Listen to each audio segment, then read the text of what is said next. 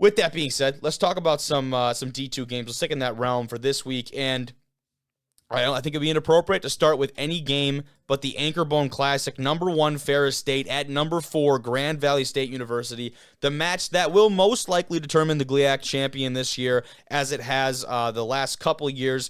Ferris, even though they lost at Montana, has not lost a game to a Division II opponent in the last 2 years, the back-to-back reigning defending champions. Oh, I got to crack my back. Oh, there it is. Oh, sorry. See me bugging. Last year, this game, incredibly close. At Ferris State, the Dogs pulled out 24-21. Decent fourth quarter effort from them. Outscored Grand Valley 17-7 in the second half. That was a big one. And Grand Valley currently leads the series right now, 12 wins to 11, which is kind of impressive. The home record for them is 6-6 at the moment. The streak as of late has actually been all Ferris State. If you look, 1, 2, 3, 4, 5, 6, 7, 8, 9, 10, 11, 12, 13, 14. Ferris State has won 11 out of the last 14. Wow. That's actually crazy. That is crazy. I did not realize it was like that. But the series itself is very even. But talking about more of the actual stats, if you will, coming into this one, both these teams uncharacteristically with one loss. And I mentioned Ferris State's obviously to that Montana team where they fell 17-10, and they almost really brought that one back. Grand Valley's obviously coming in a very dramatic fashion as well. Their season opener at number 2 Colorado School of Mines. The Mines, the Ore Diggers, they hit that game-winning field goal on GVSU. And, for both these teams to be in a position with one loss, now don't get me wrong, if they finish with 2 losses, they're still going to be getting to the playoffs because of the strength of schedule that they do have. But still, for one of these teams to have 2 losses after this week, to me, is pretty wild. I did want to pull up talk a little bit of stats here on these guys. There we are. Ferris State, obviously incredibly physical up front. They dominate the line of scrimmage. Grand Valley knows this. They'll be ready for it. Grand Valley, to me, a little bit of a flashier offense, just the way they operate. Ferris State, obviously super gritty, but they can get it done through the air, too. We've seen Malik Mitchell, Carson Gulker even slinging the ball around a little bit. Trinidad got in there and has been making some plays with his feet. That quarterback room is incredibly deep for them. But looking through, this offense and kind of what they do well, I think the best measurement of that is in conference play right now. Ferris State is averaging over 7 yards per rush.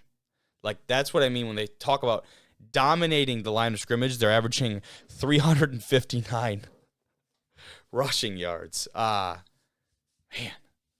that's tough. Yeah, that's tough. In Northern Michigan, that performance is obviously that's a big part of that. But looking at this game at GVSU, I would expect Grand Valley to honestly get out ahead in this one. I think the thing that shot them in the foot in last year and years past, honestly, is getting worn down over time. I think Ferris State is a team that you especially this year, we haven't seen them with a whole lot of wire-to-wire victories. You talk about games against teams like even a Mercyhurst, right, or an Ashland, those kind of games where they had to pull it out. And even though they were technically in the lead, it wasn't very comfortable. They had to pull it out in the second half and really get some stuff going for them. So for me, I see Grand Valley getting out to a hot start, potentially, 1 or 2 score lead, whatever it is, their offense firing. But Ferris isn't going anywhere. And I think that's where this gets really interesting. I think Ferris battles their way back into this one, and I'm not a super big prediction guy, just kind of how I feel the game might go. I can see either one of these squads pulling this out. If you've been to a game at Lubber Stadium like this, you know what that place is like. It is a terrifying environment to play in. Guess what? Ferris has already played in that environment this year. At Montana, the Grizz, that's exactly why Coach Anise takes those guys out there. So I expect Ferris to be clawing their way back into this one late. Special teams, I think, for Ferris might play a really big role. It feels like there's always a really good chance Ferris blocks a punt or a kick or has some big kind of return for one of their very explosive guys there and their athletes. But this is really a toss-up for me. I would say, obviously, Ferris, the tentative favorite, but at home, the way this GVSU offense is incredibly balanced right now, and that front seven is pretty veteran-heavy. This could go either way, man. I don't want to make a for-real prediction on that one. But let's talk about another potential conference championship here as a only halfway through the season. Number 14, Indianapolis at number 18, Truman State. This one being for the GLVC, the Great Lakes Valley Conference. And to me, this would be a very different conversation if Truman did not win against Quincy last week, which was a much closer game than I think some people expected for the Bulldogs. That one finished 33-27 in overtime at home versus Quincy. So the Quincy offense we've seen put up a shit ton of points, also been playing Helen Keller School of the Blind. So I'm not really going to put too much into that. Quincy's strength of schedule has been absolutely atrocious. They did prove, though, that they are a decent football team because they took this, we know is a solid Truman team to overtime. So that is definitely respectable. Indy took this one last year, 28-14, and did end up winning the conference. They were also picked to repeat as the conference champions this year. The all-time series right now, Truman only has 1 win to 9 losses. Indy has certainly had their number. But things change, right? Things change. Truman's coming off a lot of, I shouldn't say a ton of really decisive wins, but some pretty decisive wins. They're 6-0 right now. Both these squads are currently undefeated. Indy is only 5-0. At Findlay, a big dub to open the year for the Bulldogs, and they go at home against South Dakota Mines, and then Saginaw Valley, Wayne State from the GLIAC, and probably their most dominant performance to open conference play at McKendree, 56-24 against a decent McKendree, kind of middle-of-the-road McKendree team. This, to me, this is obviously the GLVC championship. I'm very excited to see what goes on here. For me, a Quincy, McKendree, William Jewell, Southwest Baptist, Missouri S&T. I just don't see them being in the conversation. Upper Iowa, obviously not. I just think they're the bottom of the totem pole right now, coming over from the Northern Sun. And to me, this is Indy's game. This is Indy's game to show what they're about. They've played a few of the same opponents as Truman, have handled it a little bit more decisively. To me, Indy takes this one, but I'll give you talk a little bit more about the actual squad instead of me throwing out random pieces there. Right now, when you look at Indy, you got a couple people making some things happen here, especially on the ground with John Lewis and then Jaden Schlebach. And let's see if my math is correct here. Over 700 yards between the two of them and 7 touchdowns. Indy's getting it done on the ground. That's something that I don't think we've seen a ton from them in the past. They've had a couple really big defensive performances in the last couple of weeks. We had one of their defensive linemen was our player of the week selection, I do believe, a little while back here. And, you know, through the air, Gavin Suckup's got 12 touchdowns to only 2 picks right now. He's averaging a little over 200 a game with 1,100 yards. You know, they've got a pretty consistent offense and a good thing going on right now if you're a Greyhound fan. But otherwise, talking about the rivalry, we'll go back to the GLIAC. Michigan Tech at Northern Michigan for the Miners Cup. Talk about a rivalry that has been one-sided in recent history. The Huskies have won, I do believe it's the last 12. But you hear that, you think it's incredibly one-sided. In the grand scheme of things, yeah, you're right. But these games are typically a lot closer than you might think. And for me, you know, looking at this, Northern Michigan, 0-6, really struggling. New head coach, a lot of new pieces, a lot of guys at the portal. Michigan Tech, 3-2. You might think, obviously, that's a big difference. Michigan Tech's lost their last 2. Their 2 GLIAC opponents have both been losses and have not been in great fashion. They picked up a very quality win versus Hillsdale to open the year. I will give them that. Scored 45. They barely squeaked one out at Wisconsin-Platteville. And then they win by 3 at Upper Iowa. 2 squads that should not be on that same level as Michigan Tech. Get shut out at home against Davenport and then go at Wayne State on the road and lose. So, to me, 3-2, 0-6. These squads are a lot closer than people think.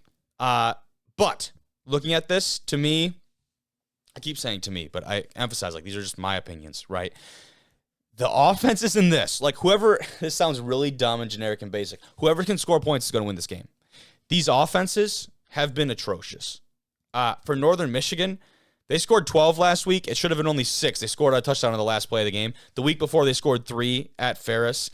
Quincy, they put up 27, but then against La Crosse, put up 3. The averages and things right now for the Wildcats are not looking good, especially depending on the quarterback situation. We'll see what happens there. Doesn't look like the starter will be back. But then you look over on the Michigan Tech side of things, and while things are better, I certainly would not say they're great.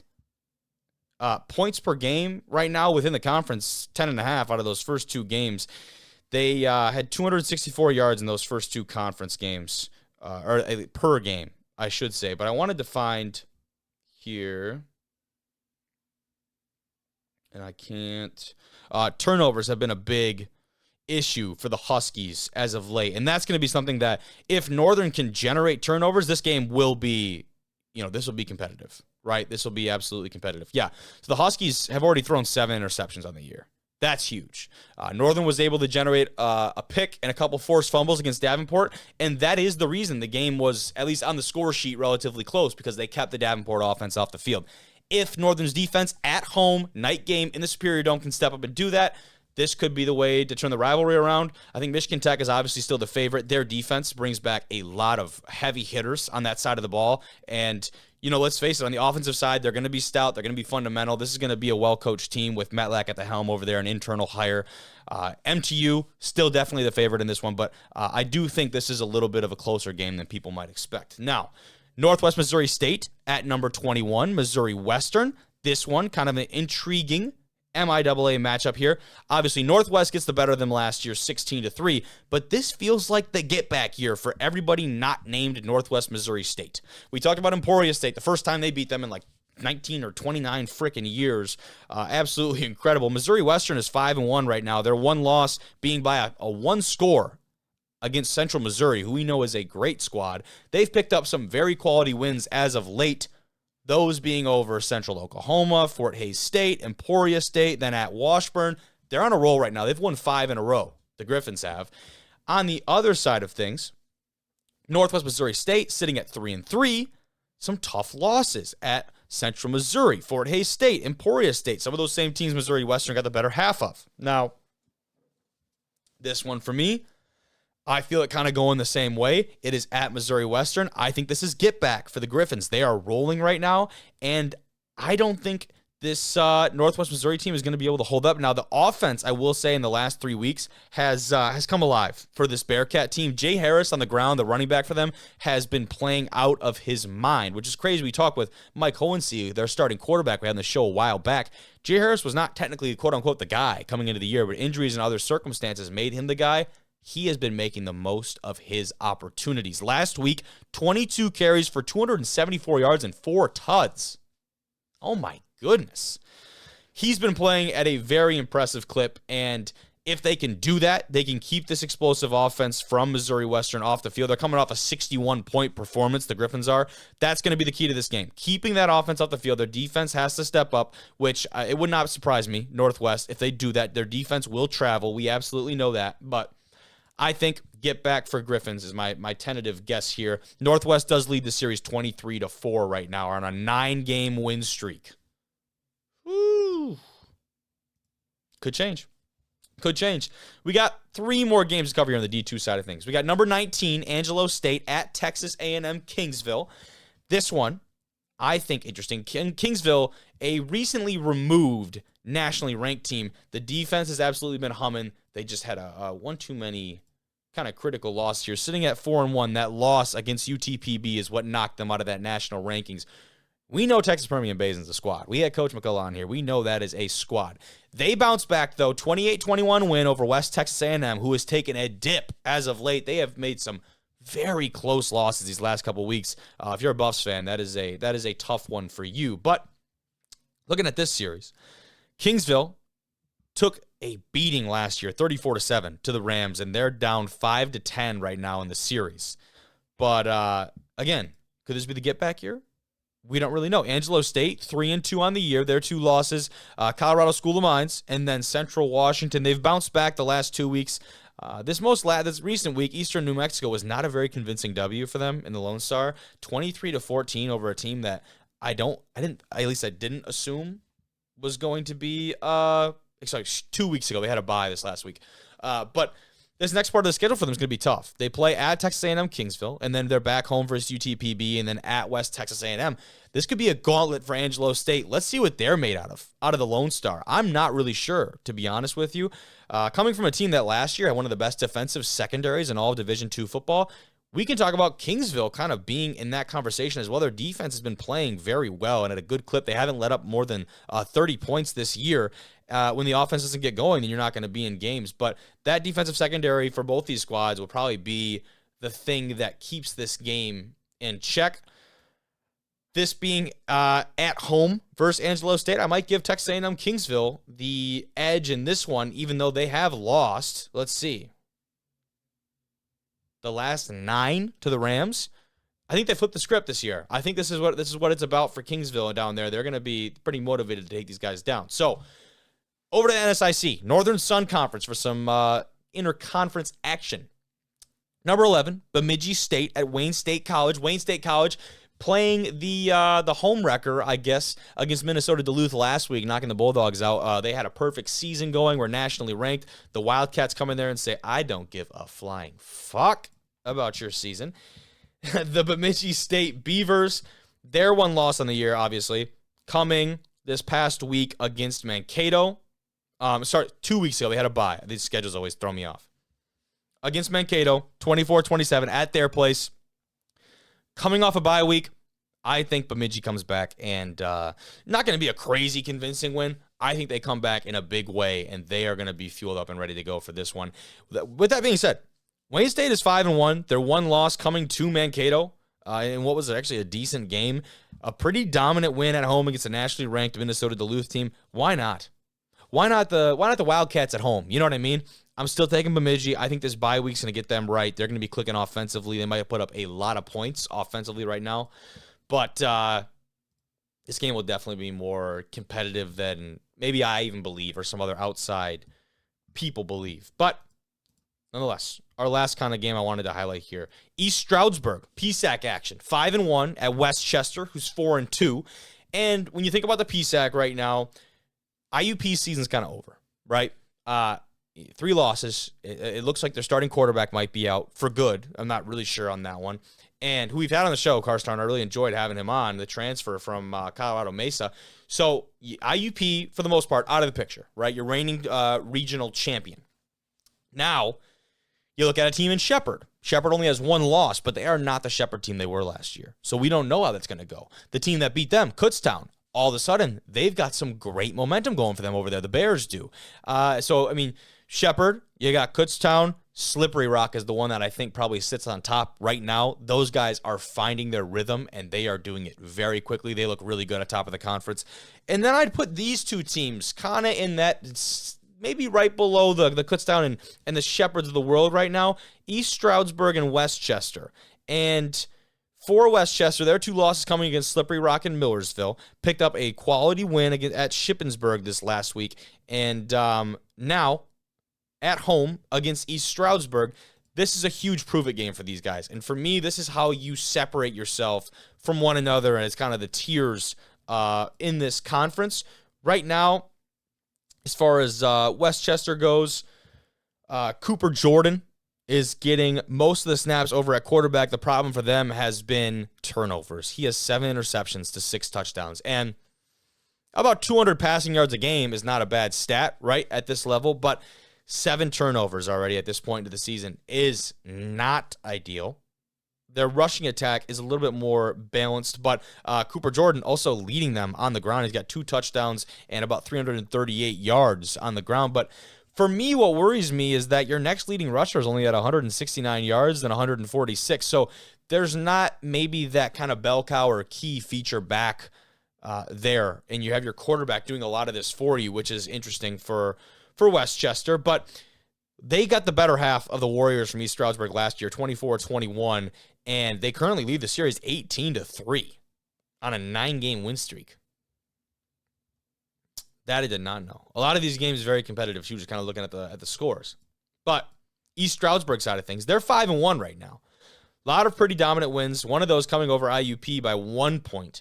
Their loss coming to Kutztown. So you can kind of see how the PSAC is starting to shape out a little bit. I would take the Warriors in this one. I feel like their offense has a potential to explode. They've done it a couple times already this year. Against Pace was 62, against Seton Hill 55. Even last week against a really quality Millersville team, 38 points at home. But I think the offense explodes for East Stroudsburg. I'm interested to see how the PSAC ends up shaking out, but it's kind of all we got for today.